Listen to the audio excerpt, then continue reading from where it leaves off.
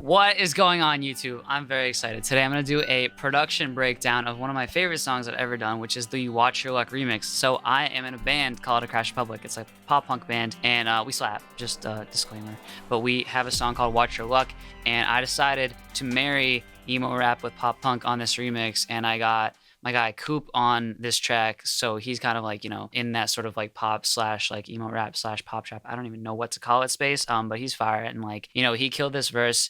And the rest of the vocals that I'm working with were vocals from this A Crash Republic song called Watch Your Luck. So like I wrote the song with my band, and then, you know, I took the vocals from the actual studio session and brought them into this remix, and then I recorded new guitars on top of it, and I got Coop to do a feature, and then put my own elements, I put my own drums, my own everything on top of that. So I'm gonna go ahead and play the song for you. I'll play like probably like a minute and a half of it just to give you an idea. And yeah. It's not obscene, it's more than the name of love. Written alien and blood. He tells his friends that he sees through a nihilistic lens, and he thinks that they care. And I was trying to find my way back to you, but I'm still crawling out of my skin, and the world don't want me to win tonight. I'm a reject, and I hate this town. Can we leave yet? And you're blind from the love, can you see it? And it's a sign from above, can you reach it? Can you reach it? Yeah, dreaming like a rock star. I know we could go so far. She's stuck in a parallel universe, and I'm not alone. Way from the top. Take to the skies, I advise that you watch your luck. You make a point of letting go. Try your best to hold it. Take to the skies, I advise that you watch your luck. You make a point of letting go. Way from the top.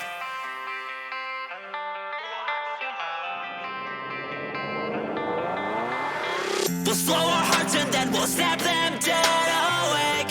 We start to crack but never break. We'll burn the bridge and we'll destroy the polished paths to get our point across intact. We're not heroes, nor endear pros. Is it a way of life that fear chose? It's not a cry, it's a cringe-inducing yell for anything but help. Sometimes I just wanna. Yeah, so that gives you an idea. Like, you kind of see what I mean. Like, it's like a pop punk song that I have turned into like this like emo rap like pop situation. So the biggest thing, I will cover the vocals first of all. So with the Coop vocals, there's not a whole lot to go over. I mean, he sent me, yeah, with the vocals in general, like this is the thing, like it's a remix, so I had my vocals already kind of cut out for me to a certain extent. You know, Coop sent me his vocals, and I basically just did what I could to kind of like chop things up a little bit. Was trying to find my way back to you. They were already tuned when he sent them to me. The only thing that I would say is kind of like unique. So I have like certain things running through filters. Like I have a folder here for his stuff. So here's the one section where I have certain like transitions I added into his vocals. Yeah, so as you can hear, there's like, you know, tons of delay on this. And then what I have is I think I have a filter happening on here that's kind of yeah, that stuff is all filtered. And then I definitely have like an octave that's basically just like, I'm pretty sure that is just this dub word, because the demon voice on this dub word is just money. So that's why I have it there. Yeah, that's how you get that demon voice, is this like dub word that has this like, you know, octave down. All you got to do is press this button right here, and then that gives you that octave down that you need.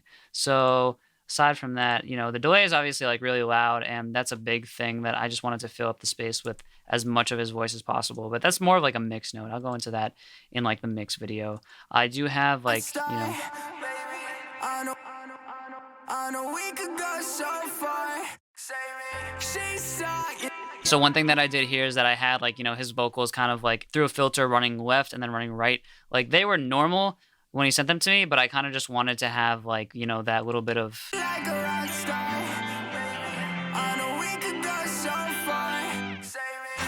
And the reason why this pops so much is because I actually automated down a bunch of the effects to make them really just like chill the fuck out when he's doing that, because like a lot of times, like, you know, I talked about this in my last video, like when you have like a bunch of like effects and like nonsense happening when you're trying to like emphasize a certain part, it can really get messy. So that's kind of part of the reason why this works. And you know, it's able to, I wish I could find the reverbs where I cut everything out.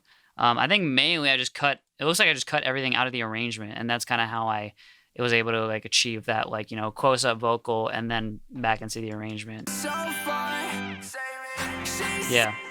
So there's that. Yeah, all I did here was I kind of just like chopped it up. Kind of just like chopped up. Like what I like to do is I like to kind of like, you know, I'm sure you've heard this in songs before, but I kind of like chop up the beginning of the first syllable of the next section and then go into that section. So it kind of like just, when you listen to it, you kind of know what I mean. It's panned from left to right, obviously, but it kind of leads into that next section. Yeah, so that's like, you know, you got the normal vocal, and then you got the chop vocal, and then you got the affected vocal. So when you get all three together, it kind of like, you know, adds a little bit more movement. Even though he sent me the feature with just auto-tune on it, I kind of wanted to add a little more like sauce to it, you know what I mean? So when you hear it, it's like...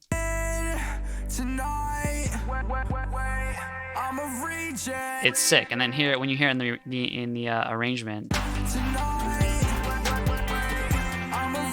And then it has that like sleigh bell come in. It's just, you know, it's a really cool dynamic. So as far as like, you know, our vocals from the Crash Republic song, when I was arranging this with my band, it was a lot of like, you know, crazy vocals. Kind of, we got our... No sympathy, kill, make them bleed, singing no sympathy, rush, guaranteed, singing no sympathy. To the skies, I advise that you want your love. You make a point of letting go. To the skies, I advise that you watch your luck. Try your best to hold them off. So there's a lot happening. There's a lot.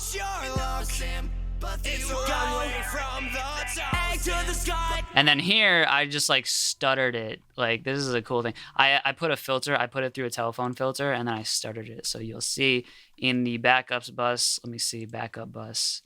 And then let me guess. Yep, this guy right here.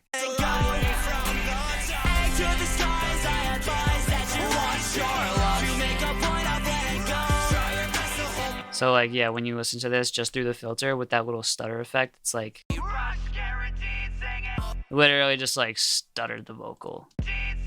Probably not that noticeable because it's kind of buried in the mix, but at the same time, like, that's a really cool effect that you can do to kind of like, you know, add more sauce. It's a remix, you know, like, gotta add sauce where you can. And then what I did here with this vocal chop is that I actually you know, did that thing. So this is very interesting, and I definitely want to go into this a little bit. Here, what you have is a ladder. It's a ladder filter of me before I say take to the skies. So what I did is I took this little take from Take to the Skies. What I do is I have a ladder filter automated. So like, check it out. So what you have is like, you know, it's basically like adding like a filter, which is basically just an EQ, like, you know, filtering out the top end or whatever. And I'm having it like opening up that EQ a little bit. So it's basically just adding a little bit of drive to it as well. Like I could exaggerate this, just, you know, it's even more. So it's basically like distortion plus a ladder filter, and that's how you kind of get that sort of like... Yeah, I love that effect. And then, okay, so for the rest of the vocals, aside from mixing stuff, there's not a whole lot happening other than like auto-tune. Like, I just added a fuck ton of auto-tune. Or no, yes. Here's without it. Kind of sounds not great.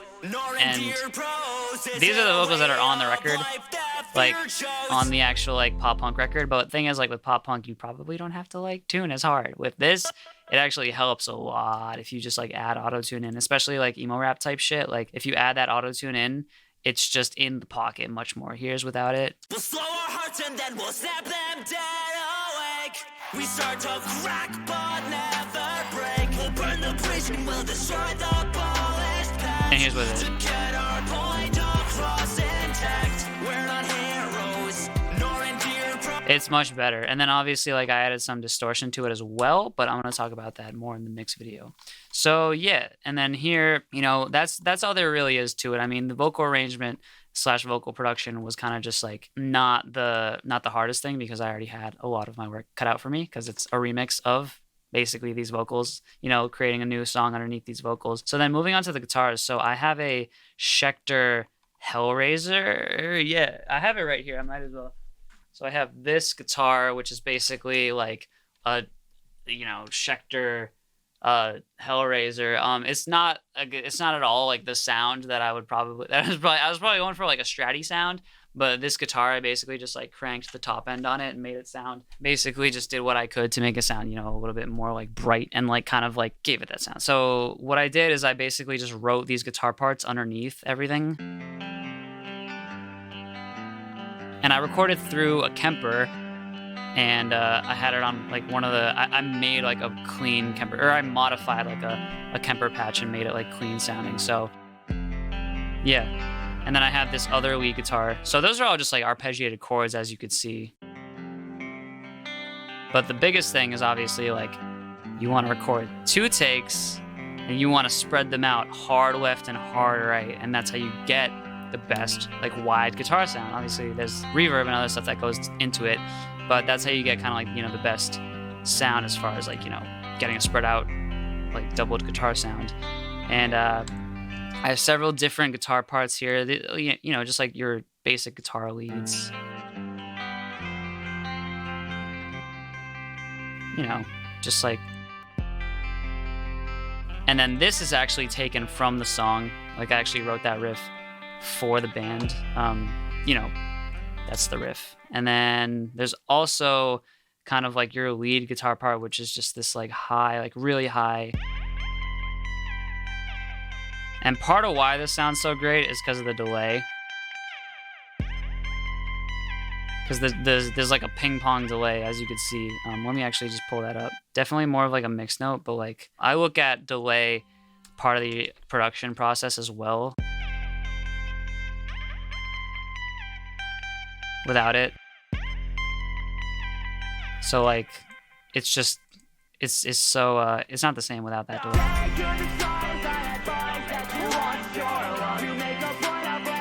Yeah, it's super in there. So the other thing that I have here that I thought was really cool was this kind of like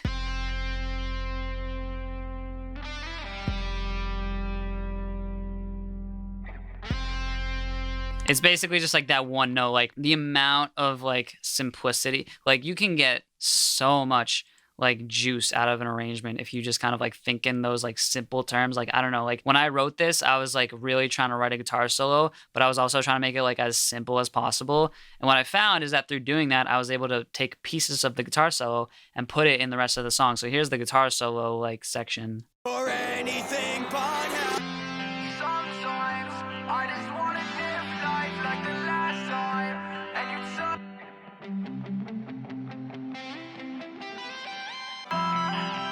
It's the wrong way from the top. Yeah, so I was able to take that first section, the like, and then just put it elsewhere in the song, you know what I mean? Like here, for example. Take to the skies, I advise that you watch your luck. You make a point of letting go. Try your best.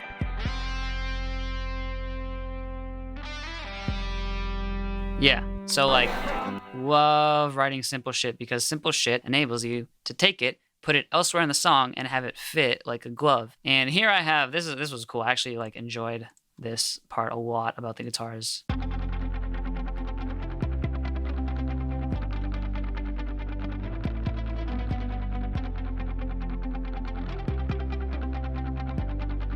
Just like, you know, doing this, like a palm muty, you know what I mean? Just like very simple part. These parts kind of just come to me. I don't really, you know, write them ahead of time. Like I write a lot of my guitar parts just like in real time, just because like, I don't know, I just like feel it, and it's like when I heard the part, I was just like, oh yeah, I'm gonna do that. I don't know how to describe it. That kind of just comes with like playing guitar forever, but. They care. And I was trying to find my way back to you, but I'm still crawling out of my skin. I put that in the arrangement like kind of towards the end. Like I felt like something was missing, you know what I mean? So like here's without it. They cleanse anything promise that they care. And I was trying to find my way back to you. Like, it's cool, but it's just got that extra, like when you add those palm muted guitars in, it just has that like extra edge, and that's really kind of what I wanted. I put it in my verse as well. Like when it comes in with the 808, it's just like, We'll slow our hearts and then we'll snap them dead awake. We start to crack but never break. We'll burn the bridge and we'll destroy. it's kind of cool. Yeah, I like it. Yeah, that's that guitar part. And then so coming back to these now, let's talk about the synths. So I have this like, you know, dead mousey type synth. I legit think it's like just a modified preset, but yeah.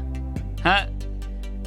I basically just modify these presets and make them sound better. But like I have two happening here. I have this one. These are fifths, I believe. Yeah, they're fifths. So they're basically like power chords. This is like the synth version of power chords, and kind of, you know, this can give you an idea of like, you know, yeah, like I said, these are the synth version of power chords, and I kind of just like spread them out and made two of them, and I have one, I guess, panned to the left. Let me see. Yep, this one's panned to the left. This one's panned to the right. So add that with these guitars, and these actually work like as a team, in my opinion.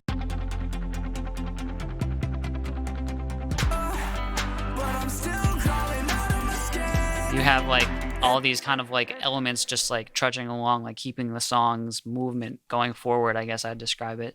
And yeah, so those marshmallow basses, you know, I feel lost without them sometimes, you know, because I'm all about my guitars and shit, but I need something there that's a little bit rhythmic as well to kind of carry the song forward. So that's what I like using those for. And then I got I barely use this sound, but like here's something cool. You need a hard style lead. That's a lie. You hardly ever need a hard style lead. Hardly ever. You know, I'm stupid. But check it out. Tell me that's like not cool sounding though. Like, and I'm just full disclosure. Like, here it is without the filter on it. Get ready. Yep. That is ridiculous, but I didn't make this preset. I'm not that good at sound design, but I did write the part, and you got to admit the part really kind of fits like this sound. Yeah, man. I wish I could go into sound design, but that's just not me. I can't. I use presets. Sorry, you know what I mean? Like I just like love presets, and I write good melodies for the presets, and that's where my talent lies. So sue me. And I got some atmosphere here happening. That's huge, having like these like, you know, different elements. This is just a little bit of juice, you know what I mean? A little something just to add like, you know, something underneath. These are the types of things you don't really notice, but you notice when they're missing, you know what I mean? Power, represent the apathetic cries for hope, and grab aesthetics by the throat. Not so much that you notice it when it's missing, but when it's there, you can kind of feel like something is helping, you know, the arrangement. Crack but never break. We'll burn the prison. Kind of just like filling it out as far as like, you know, adding that. It's like a drone note, you know, it's the same thing. Like I know that's a huge thing in EDM as well. So cool. And then I have this like champion bass. I use it in my other song. It's like kind of just adds some space to it, adds a little bit of like, you know, impact, I want to say, to like, you know, those parts. Some of this stuff is really hard to hear in the arrangement, but my style of production is very like thick, I want to say.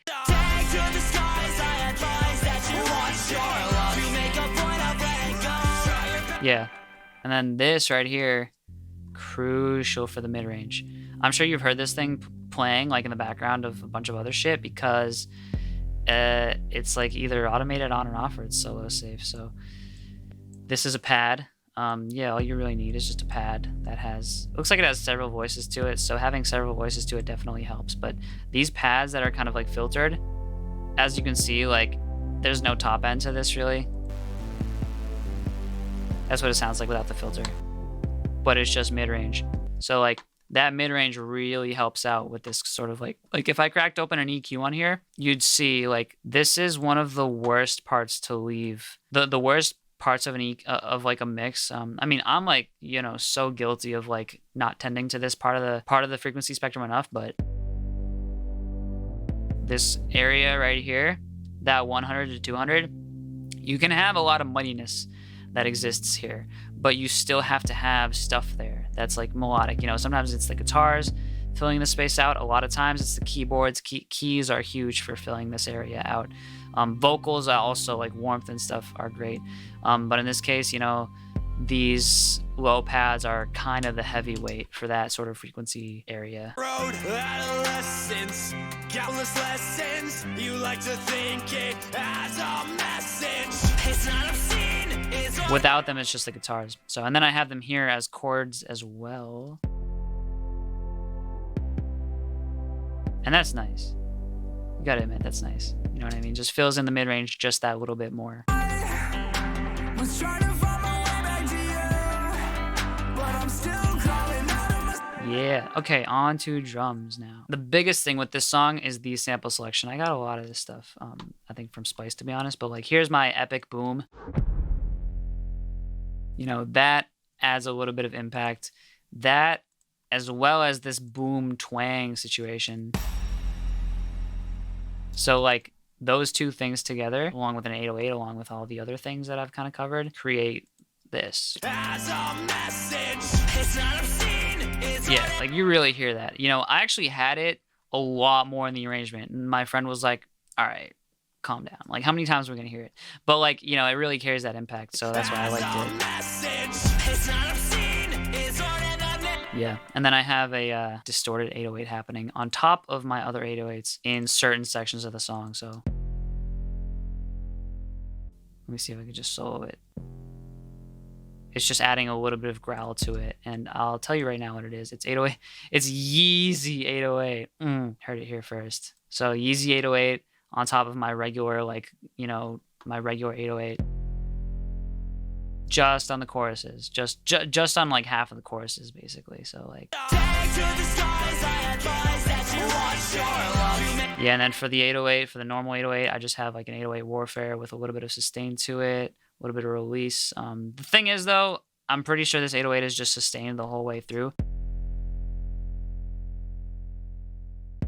Like, it has that impact, but it kind of just, you know, carries along. One thing that was really interesting about this song that is a little bit atypical for, I guess, you know, these types of songs is that the 808 doesn't hit on every single note. You know what I mean? Like, it does towards the end, but listen to the 808. Let me just play this part for you. Like watch the 808. Like, this is how often I had it here because I wanted it on some like only hits every couple, like once a bar type shit. So, or every couple bars.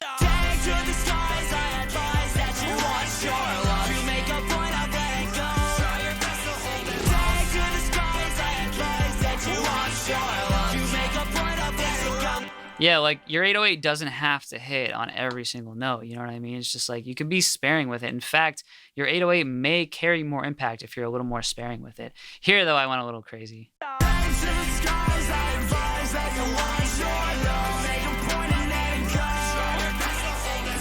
But see, the song's a little slow. The song's like 70 BPM. So if it was like that the whole song, it would kind of carry the song a little bit too quickly. So I chose only to have it in like that in the last section. And then onto my kick drum. So my kick drum, I layer my shits. That's what I do. And I just have basically, this is actually taken from another song. I like recycle sounds because like, why wouldn't I? You know, if you find something that works, you kind of just, you know, ride it until the wheels fall off, or until you find other stuff, which you will. But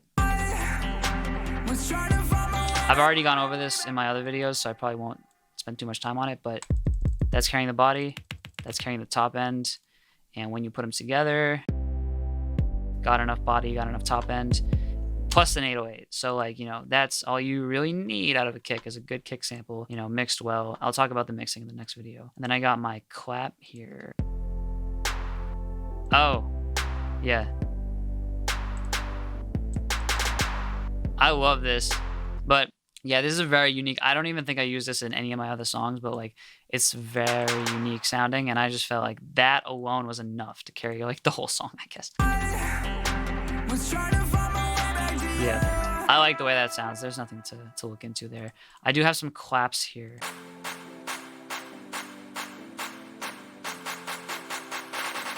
Not my best claps, just because I usually put like a lot more and spread them out a lot more. But I basically just had them like, I think some of these are down tuned. These ones are panned left. And then I have these ones that are panned right. I think they're pretty much the same. I just think I have the MIDI notes hitting at different places. So that's kind of how I got that separation out of it. I 100% would have done this differently. I actually made this arrangement a while ago, but I have other songs where I have a little bit more sauce to the claps. So I do have these other impact claps though. Like I have these, like for example, like I have this like trap rise snare. That is basically kind of what I was talking about before.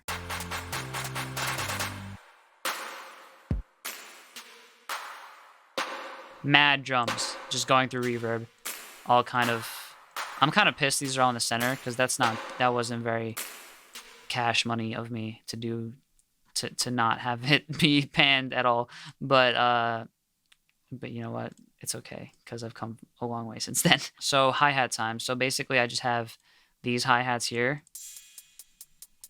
That's just like my typical like 909 sample that I usually have carrying all my shit.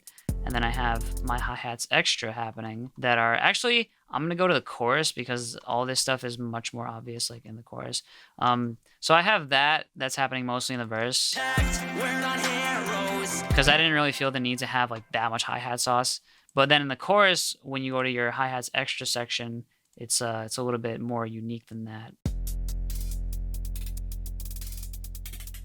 So yeah, all this is like, this is just, you know, a hi-hat sample, tuned -2, tuned -3, tuned -4, and they're just panned. So like what I have is I have some MIDI that's like, you know, being very fancy. I'm always very fancy with my MIDI.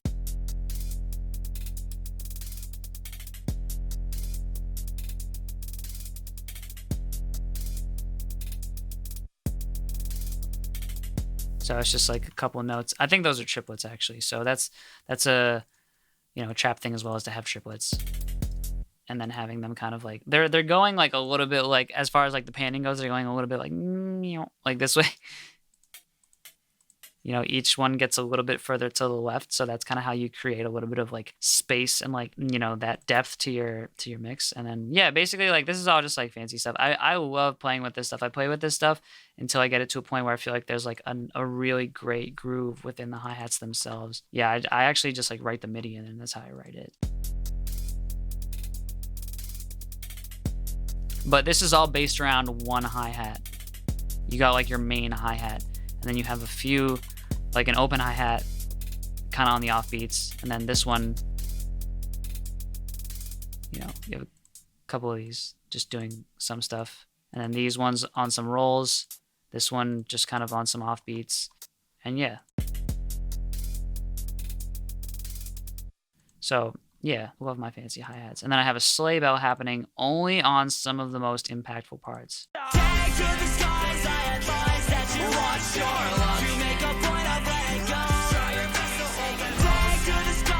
Yeah. And then I have an ice pick happening on the snares, which kind of adds a little more like, you know, juice to the snares. So this is, again, something you probably wouldn't hear in the mix, but like, you know, it adds a little more juice to kind of just like, you know, the main snare.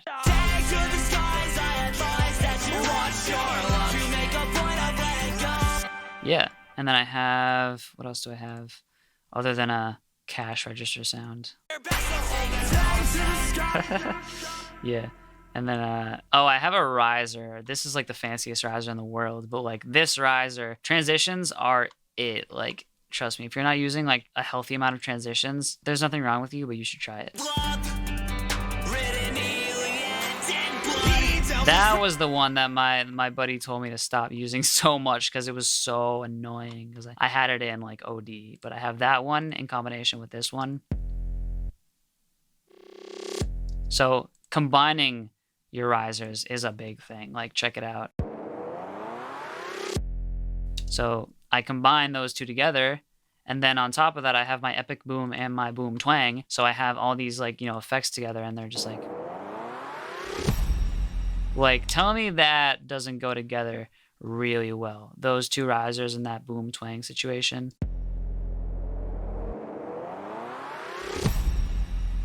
Yeah, I'm sorry, but that's kind of it. That's like why I started producing, is to be able to do shit like that. So I love combining sounds together to create songs. Like, it's literally the best thing. And then I just have some filtered white noise, literally just silent on some, I think it's just an LFO or something. It's like an LFO or a cutoff.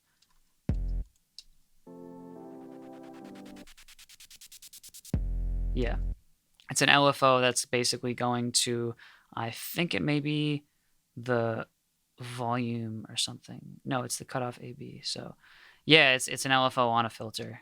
That's what it is. Yeah, and then I have a serum riser, I guess.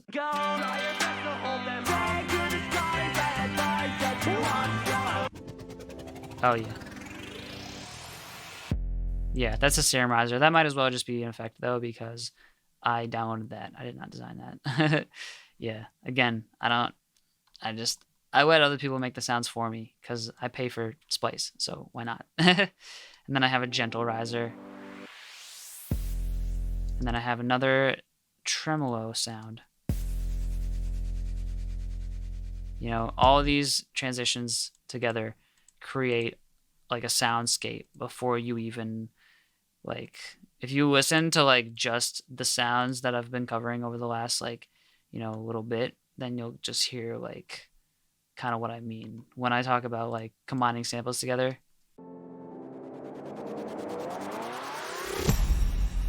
Like, that is why the song carries so much impact, is because of all those effects combined. So now when you listen to it with the song,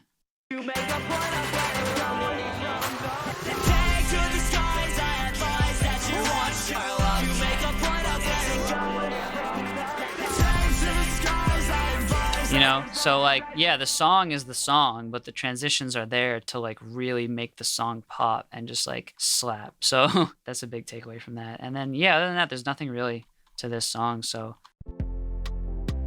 oh yeah, so I did put some rim shots that are kind of like, tucked in on the off beats, because I felt like it would actually be very nice in certain sections, like this verse.